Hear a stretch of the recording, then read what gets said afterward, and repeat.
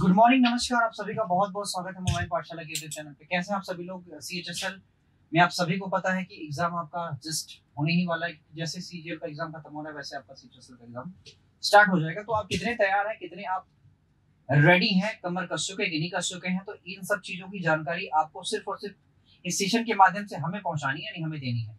वो कैसे हो सकता है कि जैसे मान लो मैं सवालों को कर रहा हूँ तो फटाफट से उस सवालों को खुद करने का प्रयास करो और हमसे तेज करने का प्रयास करो और कमेंट बॉक्स में धड़ाधड़ कमेंट कर दिया करो।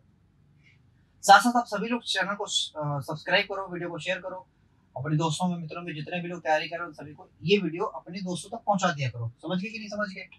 चलिए, अगर आप समझ गए तो फटाफट से इन सवालों का आंसर बताइए। बहुत ही प्यारा सवाल है, बहुत बहुत बहुत ही प्यारा सवाल। अब इसको बताओ कैसे कर सकते हो। तो आप बोलोगे सर इसको करने का एक सिंपल सा तरीका ये हो सकता है। वो क्या है सर, वो तो मैं बता देता हूँ। आप पहले ये देखो कि आप अगर यहाँ पे सच में माइनस है कि नहीं, जरा ये मुझे चेक करना है। बट अगर माइनस है तो सिंपल सी बात ये है कि इधर से भी मैं एक आर कॉमन लूंगा, इधर से भी मैं एक आर कॉमन लूंगा, तो मेरे पास आ जाएगा आर स्क्वायर प्लस का 1/r² अपॉन, यहाँ पे मेरे पास आ जाएगा आर प्लस 1/r। अच्छा ठीक है, सब कुछ ठीक है, कोई दिक्कत नहीं। सॉरी, माइनस का, सॉरी भैया। अब आर स्क्वायर 1/r² क्या मिलेगा मुझे? दैट इज इक्वल टू इसका स्क्वायर यानी कि 1 to 1 माइनस का 2 119। तो ऊपर तो मिल गया 119, नीचे मुझे क्या मिल जाएगा? घटा दो भाई, एक 10 मिल जाएगा, 119/10। ऐसे सवालों की प्रैक्टिस हमने बहुत करवाई है, बहुत अपने सेशनों में बहुत ज्यादा करवाई। कैसे कर सकते हैं इसको बताओ, क्या तरीका हो सकता है सवाल को बताओ। सोचो लाला और बताओ।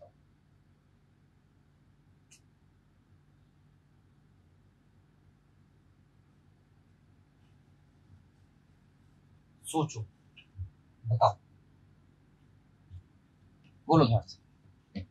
एक परिवार है, चावल सब्जी और खाना पकाने के लिए तेल का 9:11:5 के अनुपात में खर्च करता है। यदि इन वस्तुओं की कीमत क्रमशः 10%, 20%, 30% बढ़ती जाती है तो बताओ वस्तुओं पर होने वाली परिवार की कुल खर्च में कितनी वृद्धि हो रही है? कुल खर्च में मतलब ये 9 था पहले, फिर 11 हुआ, फिर 5। एक परिवार में चावल सब्जी खाना पकाने के तेल पर 9, 11 और 5 के अनुपात में खर्च 10%, 20%। ठीक है, तो भैया टोटल जो खर्चा था वो कितना था? 20, 5, 25 तथा इसमें 30%। एक काम करो, यहाँ पे 0 0 लगा दो, कोई दिक्कत नहीं। इसमें कह रहा है कि 10%, 10% का मतलब ये है कि ये हो गया 11, 9, 99। आप ये देखो ना, इसको 99 का मतलब 9 बढ़ा, इसमें कितना बढ़ा सर? 20 बढ़ा, यानी 11 दूना 22 बढ़ा, 5 से 15 बढ़ा। बढ़ा कितना सर ये चेक करो। 12, सॉरी ये हो जाएगा 30 से 31, 31 और 10 41 और 5 46, 46 बढ़ गया। और ये 46 बढ़ा किस पे? 250 पे। 46 बढ़ा 250, 25 24, 4 छक्का 24 के 4 यूनिट डिजिट के साथ आंसर नंबर 20 है। निम्नलिखित में से कौन सी संख्या 360 से विभाजित? जरा कौन सी संख्या ऐसी जो 360 से विभाजित? यार हमें सिर्फ ये देखना कि 0 को काटो, इन सभी में 0 काट दो। अब हमें ऑप्शन नंबर क्या देखना? ऑप्शन हमें इतने देखना। समझ गए क्या? तो जो 36 है वो एक्चुअली 9 और 4 दोनों से डिवाइड है। तो पहले 9 का डिविजिबिलिटी रूल चेक कर लो। देखो ये तो 9 से नहीं कटेगा क्योंकि 8 और 1 9 और 7 और 1 8 ही, वो नहीं कटेगा। 7 दोनों ये कट जाएगा 9 से। 7 6 6 12, 12 और 8 20, ये भी नहीं कटेगा 9 से। 6 6 12, 12 और ये भी नहीं कटेगा 9 से। तो एक ही ऐसा ऑप्शन है जो 9 से कट रहा है, बाकी चीजों में पढ़ने की जरूरत नहीं है क्या? नहीं। आओ, कह रहा एक राशि है 10% प्रति वर्ष ब्याज पर निवेश की गई, जिसे अर्धवार्षिक रूप से 18 महीने के लिए चक्रवृद्धि ब्याज किया गया। यदि परिपक्वता पर देय राशि कितनी है 83,349 रुपया है तो वो निवेश की गई राशि हो सकती है। तो 3 टर्म की बात कर रहा, सिंपल सी बात ये है, और 10 की बात कर रहा है। तो आप मेरी बात ध्यान से समझना कि 1,000 मेरा क्या हो जाएगा अगर मूलधन होता तो उस पे इतना मुझे ब्याज मिल जाता 3 साल पे, और ये कह रहा है कि 8 3 3 4 9 इतने की वैल्यू दी हुई है। तो हम 8 बार ले जाए, कोई दिक्कत नहीं है। 8 3 24 2 बन जाएगा। 6 बार ले जाओ, 6 3 18, 6 कम 6 2 8, 6 ठीक है 6 बार ले जाओ। तो 6 बार ले जाओगे तो आप देख सकते हो आपके सवाल का उत्तर हो सकता है यही आ सकता है, क्योंकि हमें पता है। हमें कर लो यार, तुम देखो कभी कर पाए, करो जरा। 6 कम 6 हुआ 6 3 18 के 8 गिर गए, 6 3 18 को 9 गिर गए, 6 कम 6 और 1 7, समझ गए। 8 6 14, यहाँ हो गया 12, 8 4 12, यहाँ हो गया मेरे पास 12, 9 3 12, खत्म हो गया 9। तो आप कितनी बार ले जाए बताओ? 8 बार थोड़ी ले जा सकते, 3 बार ले जा सकते हैं। 3 1 कम 3, 9 बार।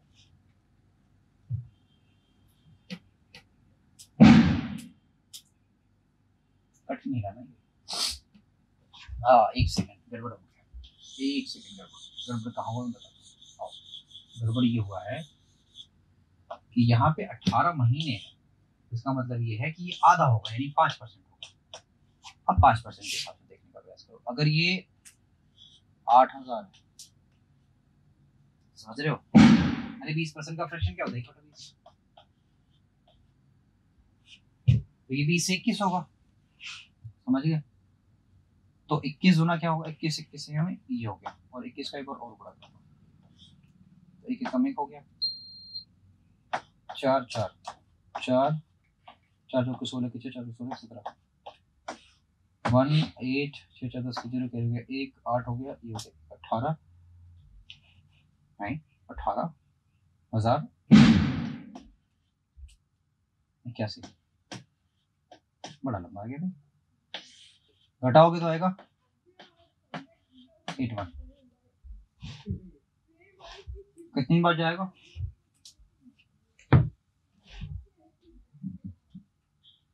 9 बार, 8 बार हो सकता है, चला जाए 8 बार जाएगा तो 8,000 आपके सवाल का राइट आंसर हो जाएगा। कहानी यही होगी, बस खत्म है। वृत्त पर स्थित चाप 18 सेंटीमीटर लंबा है, जो वृत्त पर कितने का कोण बना रहा है भाई? 28.8 डिग्री का कोण बना रहा है। वृत्त की परिधि क्या है?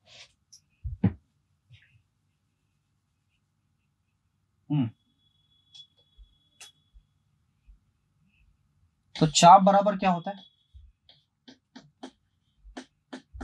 कोण बटे रेडियस, यानी कि त्रिज्या। तो रेडियस बराबर क्या होगा? कोण बटा 18, 18 कम 18 26 1.6, समझ गए। परिधि पूछ रहा है 2 पाई आर। 2 पाई आर में क्या होगा? 2 22 बटा 7,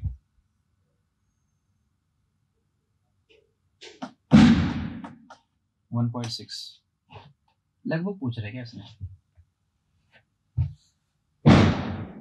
नहीं कम गई 22 1.6 बटा 7,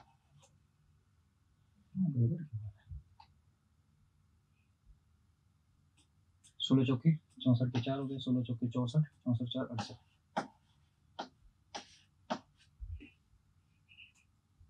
तो कभी नहीं आ सकता ऐसा।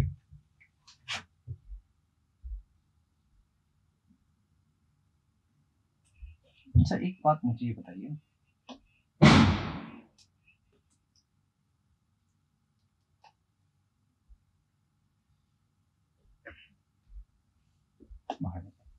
अगला कह रहा है कि Pranjal takes twice as much time as Vikram on or thrice as much time as Ashwin to finish the piece of work. यानी प्रांजल क्या कर रहा है, प्रांजल से विक्रम का कनेक्शन है, ठीक है, और प्रांजल का किससे कनेक्शन है भैया, अश्विन से।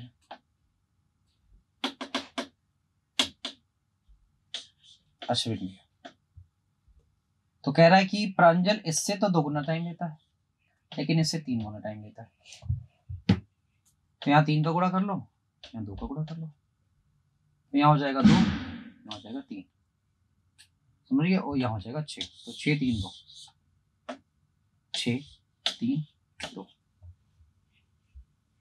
Working together then they are finish work in 6 days, यानी सभी ने मिलकर 6 दिन में काम पूरा किया, यानी कि 6 9 9 2 11 काम पूरा हो गया। तो आपसे बोला है कि Vikram can do this work alone, तो 3 यूनिट की दर से कितने दिन में करेंगे, 3 दूना 6 11 दूना 22 आना चाहिए, 22 दिन। कह रहा है कि 3 4 और 5 की भुजाओं वाले 3 छोटे घनों को एक बड़े घन बनाने के लिए पिघलाया जाता है। छोटे घनों का संपूर्ण पृष्ठ क्षेत्रफल और बड़े घन का संपूर्ण पृष्ठ क्षेत्रफल क्या होगा, ये 3 4 5 है। आप समझो जरा कि अगर ये होगा तो 3 3 9 4 चौके 16 25 क्यूब है ना, तो 3 3 9 27 64 125, तो ये कितना दे देगा, 5 4 9 9 7 16 के 6, ये 6 दे देगा, तो 16 जाएगा 6 हो जाएगा, समझ गए। यानी कि जो बड़ा घन होगा उसका जो साइड होगा वो क्या होगा, वो 6 हो जाएगा, समझ गए। अब कह रहा है इसका संपूर्ण पृष्ठीय क्षेत्रफल और तीनों घनों का संपूर्ण पृष्ठीय क्षेत्रफल, तो कुछ नहीं भैया, तो आप समझ लो a square plus a square plus a square अनुपाते बड़े वाले का a स्क्वायर, तो बड़ा 36 हो जाएगा, 9 16 प्लस 25, तो 25 9 कितना होगा सर, 34 34 6 कितना होगा, 40 40 और 10 50, तो 50 अनुपाते काटोगे भैया तो आएगा 25 अनुपाते 18, बस यही तो है, ये रहा। नेक्स्ट अगला सवाल ये है कि the effective annual rate of interest corresponding to nominal rate 6% per annum, 6% per annum compounded half yearly is the effective annual rate, ठीक है, interest corresponding to a nominal rate 6% per annum compounded half yearly is, कितना हो सकता है।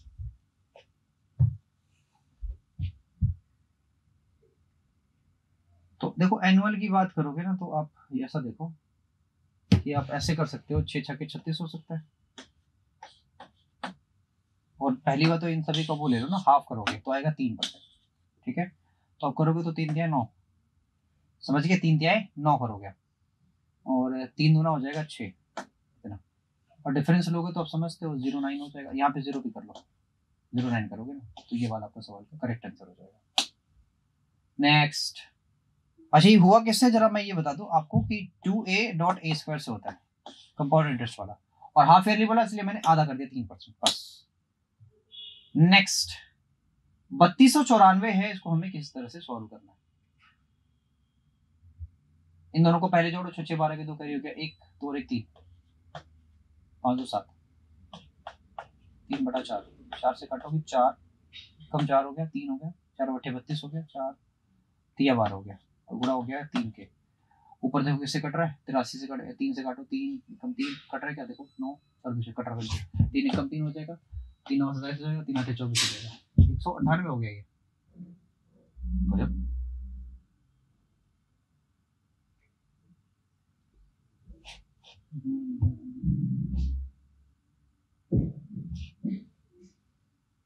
तो 83 हो गया, ये कहाँ कटेगा, चेक करो जरा, यहाँ है 3294 अपॉन 6 6 12 की 2 कैरी हो गया मेरे पास 1 के, और 1 3 हो गया, और 5 और 2 7 हो गया, 732 हो गया, ऑफ का मतलब बुरा होगा, 3 और बटा यहाँ पे 4 कर दो, कोई दिक्कत नहीं। तो मैंने क्या किया, 3 से काटा, 3 एकम 3 किया और 3 और 27 किया, तो यहाँ 0 लगा लो, 0 लगा लो, 3 और 27 कर दो, 3 8 24 कर दो, ये कितना होगा 183। 7 एकम 7, सॉरी 4 एकम 4 बचा 3, 4 8 32, 4 12, ठीक है। कितनी बार चौक हुई, 6 बार काटो। तो अगर भाई साहब 6 बार कट रहा है, अगर ये 6 बार कट रहा है, 6 3 18 क्या होते हैं मेरे पास 1 के, और 6 8 48 49 के 9 के 4 6 कम 6 बिल्कुल सही है, 4 बार कट जाएगा, सॉरी 6 बार कट जाएगा, 500 में जोड़ दोगे तो 6, ठीक है। नेक्स्ट, एक पुस्तकालय में रविवार को औसतन 330 और अन्य दिनों में 240 आगंतुक आते हैं। 330 240, समझ गए।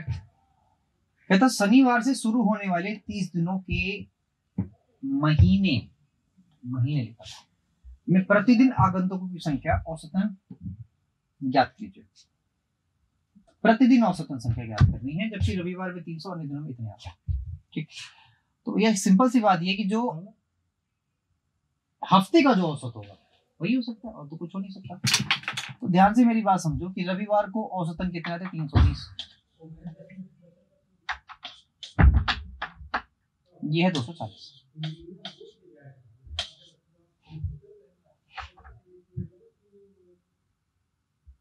सत्तर हो गया, ठीक है।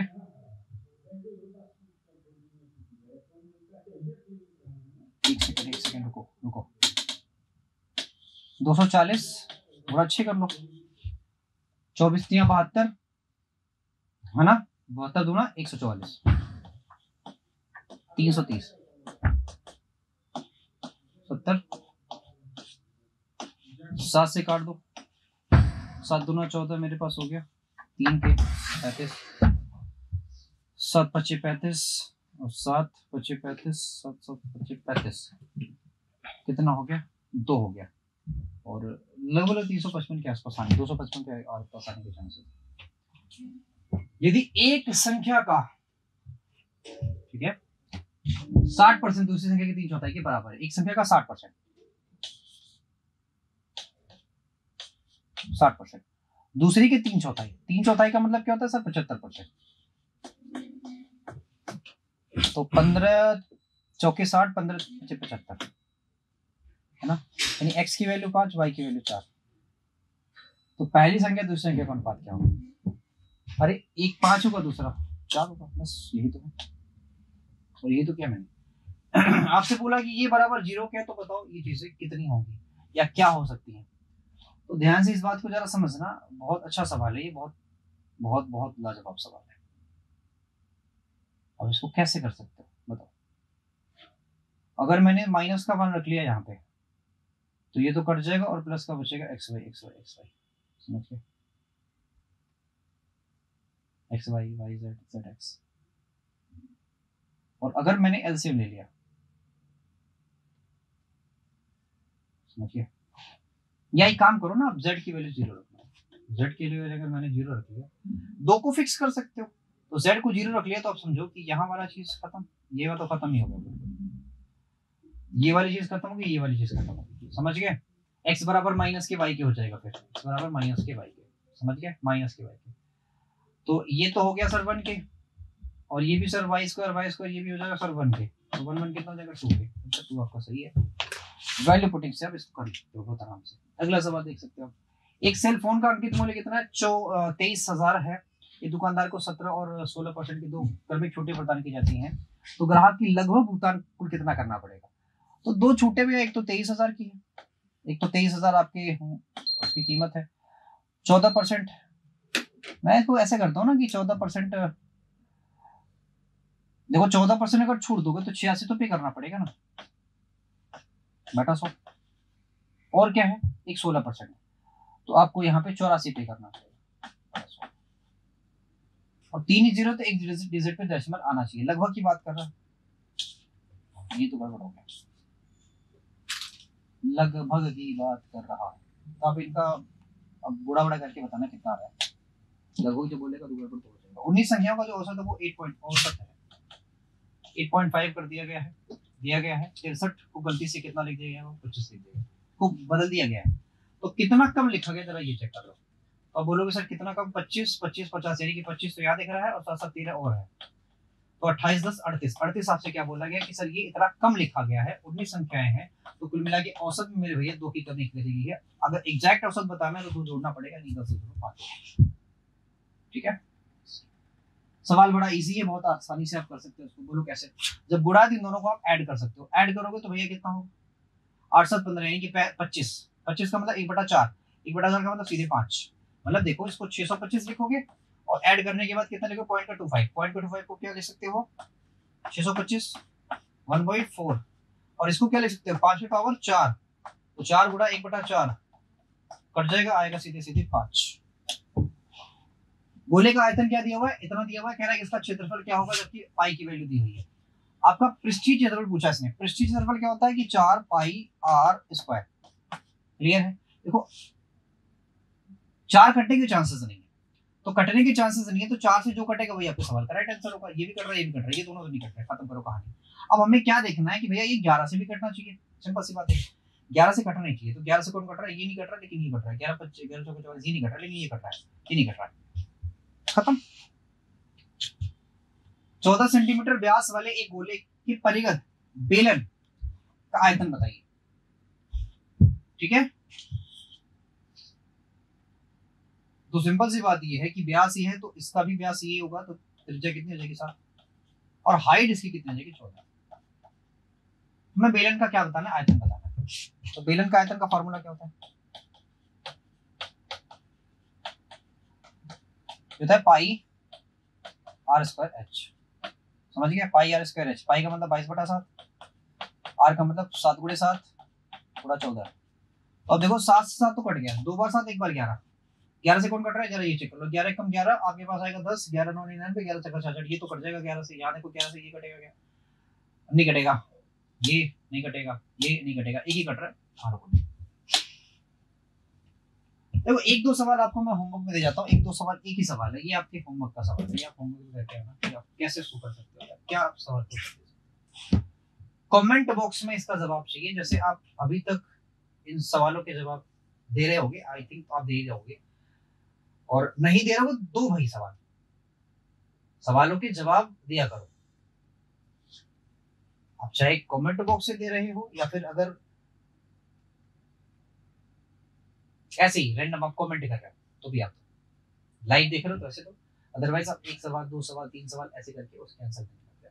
ठीक है, चलो आज इतना ही रखते हैं, thank you so much, bye, take care, video को शेयर करो, लाइक करो और चैनल को जरूर सब्सक्राइब करो। ठीक है।